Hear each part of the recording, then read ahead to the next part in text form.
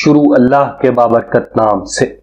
आज की इस वीडियो में हम आपको बताएंगे कि जैन और बुद्ध मज़ाहिब ने मिलकर किस तरह से हिंदू मजहब को शिकस्त से दोचार किया, और साथ ही साथ हम आपको बताएंगे कि सिकंदर आजम का गंधारा तहजीब से क्या ताल्लुक था, और साथ ही साथ हम बात करेंगे कि जैन और बुद्ध मज़ाहिब किस तरह बर्रे सगीर में रूनुमा हुए। अस्सलाम वालेकुम नाज़रीन, मैं हूं इबादत अली मेहरान और आप देख रहे हैं नब्ज़े जहान।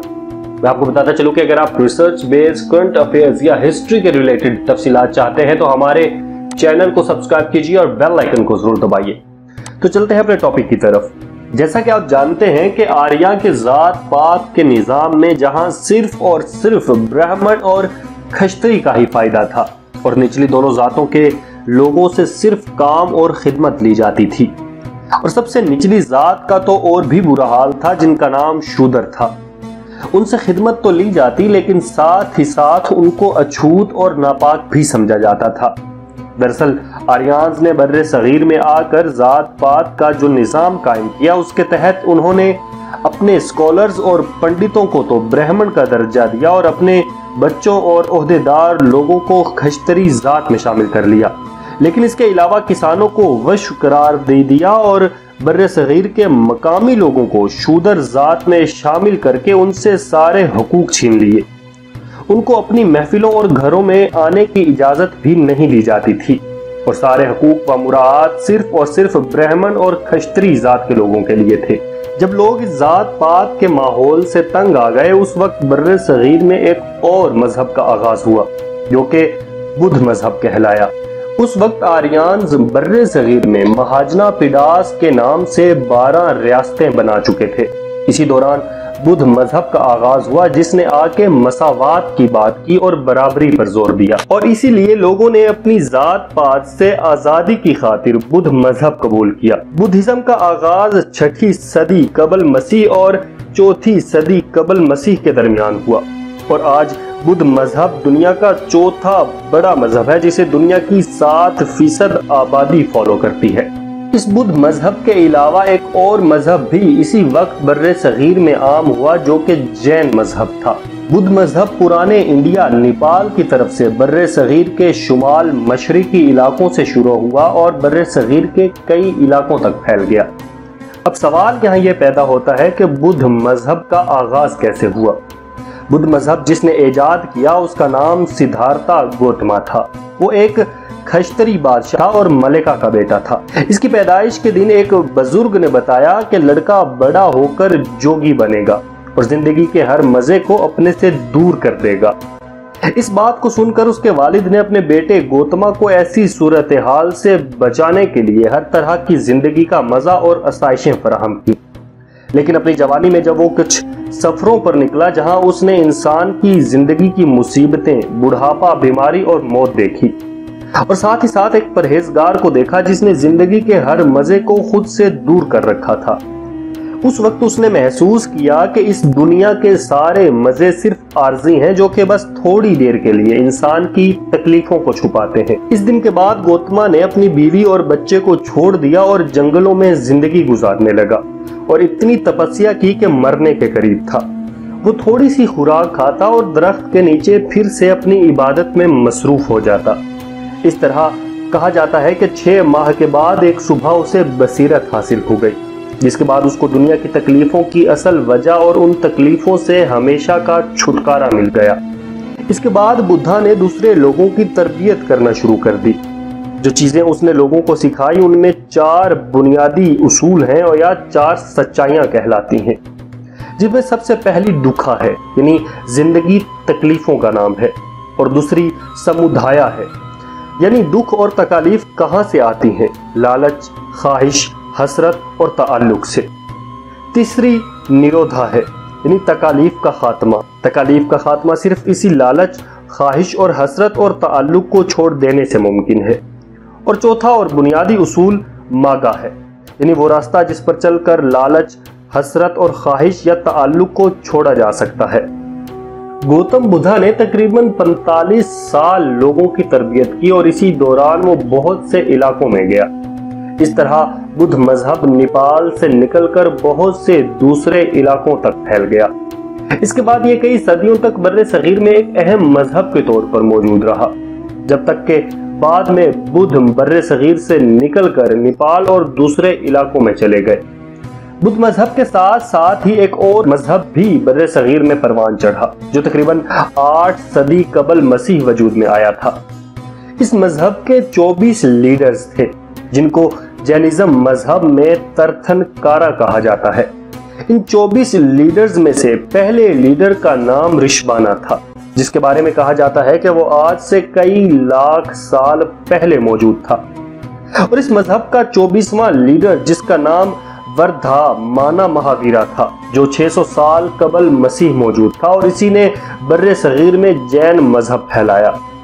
اس مذہب کے 3 بڑے اصول ہیں، جس میں سب سے پہلا اصول رائٹ بلیف ہے، یعنی صحیح ایمان یا صحیح یقین، اور دوسرا اور بنیادی اصول رائٹ نالج ہے، یعنی صحیح علم، اور تیسرا اور اہم اصول رائٹ کنڈکٹ ہے، یعنی صحیح اعمال یا راستہ۔ ان 3 اصولوں کے علاوہ اس مذہب کے 2 بڑے اہم اصول تھے، جن میں سے ایک اہسما یعنی نان وائلنس ہے، یعنی معاشرے میں کسی قسم کا تشدد نہیں ہونا چاہیے اور سکون بھرا ماحول ہو۔ دوسرا اہم اصول سیلف ہیلپ تھا، یعنی ہر کسی کو اپنی خود کی مدد کرنی چاہیے اور ہر کوئی اپنی مدد آپ کر کے ہی اپنے دکھ درد دور کر سکتا ہے، اور کامیابی بھی اپنی مدد آپ کے تحت ہی حاصل ہو سکتی ہے۔ بدھ اور جین مذاہب چونکہ انسانیت کی بات کرتے تھے، اس لیے وہ یہ ہندو مذہب کے مقابلے میں تیزی سے بر صغیر میں پھیلنا شروع ہوئے۔ بدھ مذہب نے اپنی زیادہ تر آبادیاں افغانستان اور پشاور کے علاقوں میں بنائیں، اور ان کے بنیادی شہروں کے نام پروشپونا یعنی جسے بعد میں پشاور کہا گیا، اور تکشا شیلا یعنی اس شہر کو بعد میں ٹیکسلا کہا جانے لگا۔ اس ٹیکسلا کے علاقے میں گندھارا نامی سیویلائزیشن کا آغاز ہوا، جو کہ پہلی ہزاری قبل مسیح سے 11ویں صدی عیسوی تک آباد رہی۔ یہ گندھارا سیویلائزیشن بدھ مذہب سے تعلق رکھتی تھی۔ اس تہذیب کے لوگ بدھ کہلاتے تھے۔ گندھارا تہذیب کا یہ علاقہ تکون شکل میں دریائے سندھ کے مغرب میں واقع تھا۔ گندھارا تہذیب کو گندھارا کا نام اس لیے بھی دیا جاتا ہے کیونکہ اس کو خوشبودار زمین کہا گیا۔ شروع میں یہ گندھارا تہذیب فارس یعنی ایران کے زیر اثر آ گئی۔ وہاں اس وقت سائرس کی حکومت تھی۔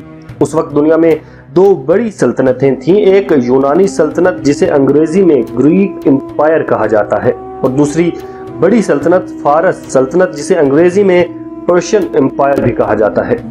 ان دونوں سلطنتوں میں سکندر اعظم کے زمانے میں جنگ ہو گئی، اور اس جنگ کے دوران فارس کے شاہ کو شکست ہوئی، اور سکندر اعظم فارس کو روندتا ہوا بر صغیر میں ٹیکسلا کے علاقے تک آ پہنچا۔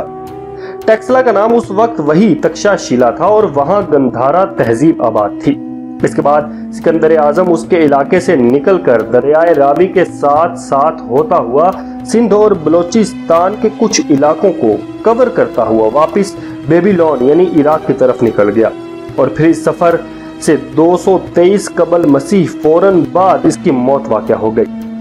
سکندر اعظم کے اس علاقے سے جانے کے بعد سکندر اعظم کی تو موت واقع ہو گئی، لیکن یہاں یونانی تہذیب متعارف ہوئی، اور اب اس علاقے ٹیکسلا میں 2 تہذیبیں مل کر آگے بڑھنے لگیں۔ ایک یونانی اور دوسری بر صغیر کی اپنی تہذیب تھی، جسے بعد میں انگریزی میں انڈو گریک کلچر کہا جانے لگا۔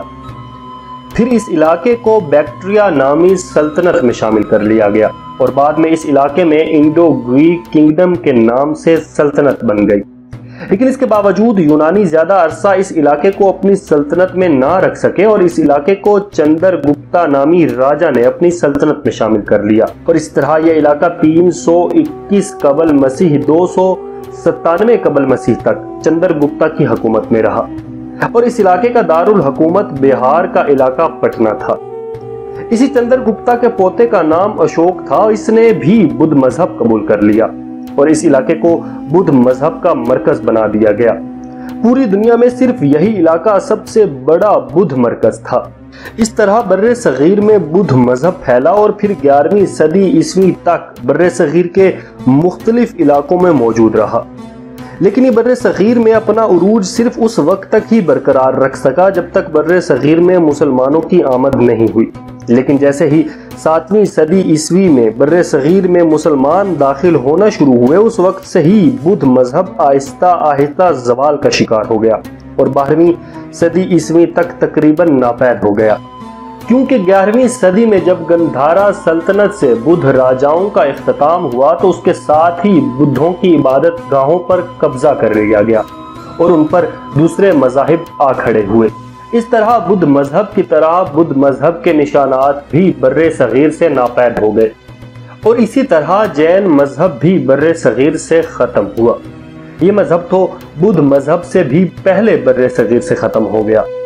782 عیسوی میں ولابھی شہر جو کہ جینوں کا ایک بڑا مرکز تھا، وہ شہر مسلمان ترک حکمرانوں نے تباہ کر دیا اور یہ وہی مسلم ترک حکمران تھے جو وسطی ایشیا سے بر صغیر آئے اور یہاں آ کر حکومت بنا لی۔ ان حکمرانوں کا ذکر اسی سیریز کی اگلی ویڈیوز میں تفصیل سے ملے گا۔ 782 عیسوی کے اس واقعے کے بعد محمود غزنوی، محمد غوری اور علاء الدین محمد شاہ خلجی نے جینوں کو دبا کر رکھا اور ان کے مندروں کو تباہ کر دیا گیا یا مساجد میں تبدیل کر دیے گئے اور جینوں کو بر صغیر چھوڑ کر جانا پڑا یا بہت سے جینوں نے اسلام قبول کر لیا۔ اس طرح بدھ اور جین مذاہب بر صغیر سے اختتام پذیر ہوئے۔ آج کے لیے اتنا ہی۔ اگلی ویڈیو میں ہندوستان میں اسلامی حکمرانوں کے آنے سے پہلے پائی جانے والی بڑی بڑی سلطنتوں کے بارے میں بات کی جائے گی۔ ایک گزارش ہے کہ ہمارے چینل کو سبسکرائب کیجئے اور بیل آئیکن کو ضرور دبائیے تاکہ آپ کو آنے والی تمام ویڈیوز کی تفصیلات ملتی رہیں۔ اپنا بہت زیادہ خیال رکھیے گا اور اپنے پیاروں کا خدا حافظ و نگہدار۔